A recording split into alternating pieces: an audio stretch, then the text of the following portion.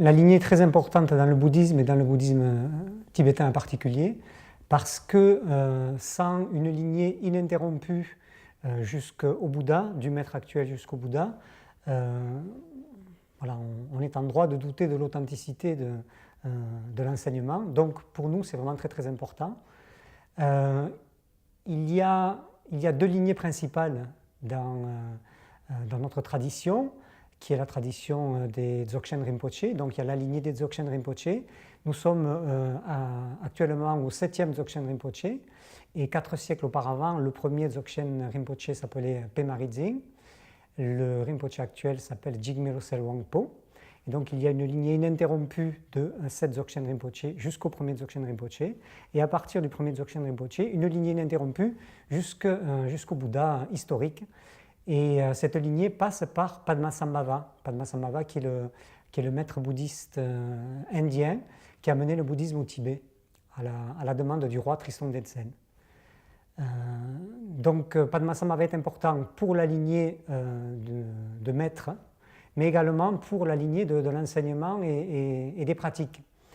Parce qu'en fait, l'enseignement du Khandro-Nyingtik, qui est le Khandro-Nyingtik est à la fois une série de pratiques, un groupe de pratiques qu'on appelle une sadhana, et l'enseignement lié à cette pratique remonte jusqu'au Bouddha, mais pas au Bouddha historique, au Bouddha primordial, Samantabhadra, qui est la sagesse et la connaissance, le savoir de tous les Bouddhas, mais encore non manifesté. Ensuite, donc cet enseignement vient de cette sagesse primordiale, a été transmise à Garab Dorje par l'intermédiaire de Vajrasattva.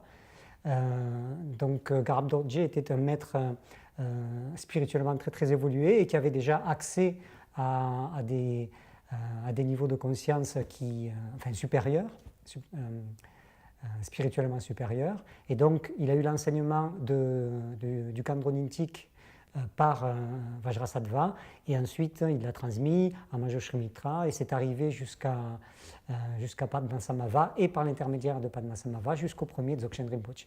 Voilà, donc il y a une lignée de maîtres et une lignée de l'enseignement et de ses pratiques. Et Dzogchen veut dire, c'est une contraction de Dzogpa Chenpo, ce qui veut dire la grande perfection ou le grand accomplissement. Le rôle des Dzogchen Rinpoche, c'est de maintenir totalement intact l'enseignement et les pratiques, ou les pratiques et l'enseignement liés à ces pratiques, donc de les maintenir de façon authentique. Donc il n'y a rien qui a été changé depuis la transmission de cet enseignement. Et aujourd'hui, le 7e Dzogchen Rinpoche, son rôle, c'est puisque de toute façon il n'y a rien à rajouter, puisque c'est une voie à part entière jusqu'à l'éveil. Donc son rôle à lui, c'est à la fois de transmettre cet enseignement et ses pratiques authentiques, de façon authentique, mais également de les protéger. Voilà. Et dans le cadre de la protection, il y a une anecdote intéressante, enfin c'est une anecdote qui est vraiment reliée à cette série de pratiques et à cet enseignement du Khandro-Nyingtik.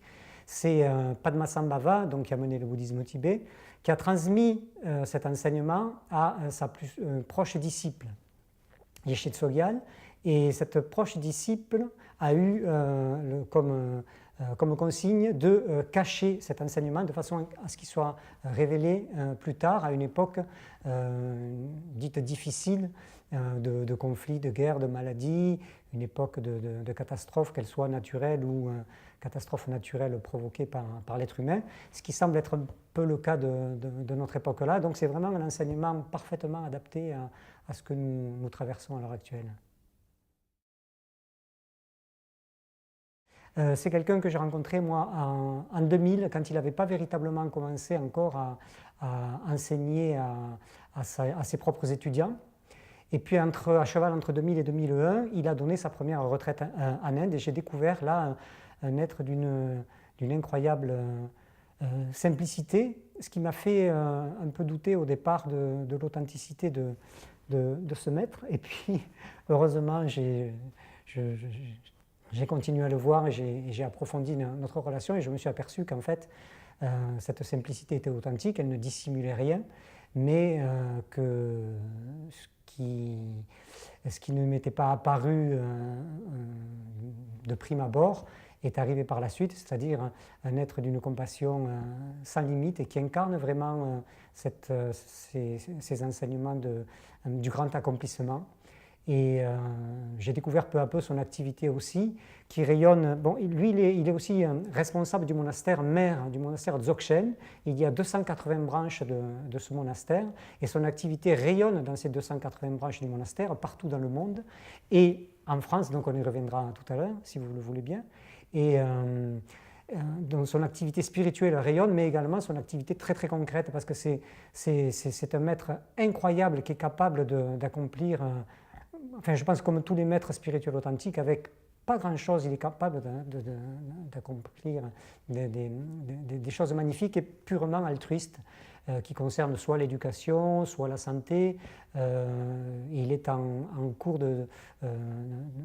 enfin, il est en train de construire en banlieue de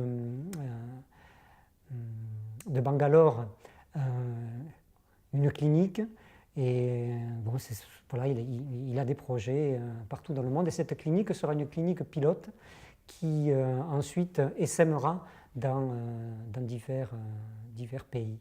Donc c'est vraiment, voilà, c'est un être à rencontrer extraordinaire, véritablement.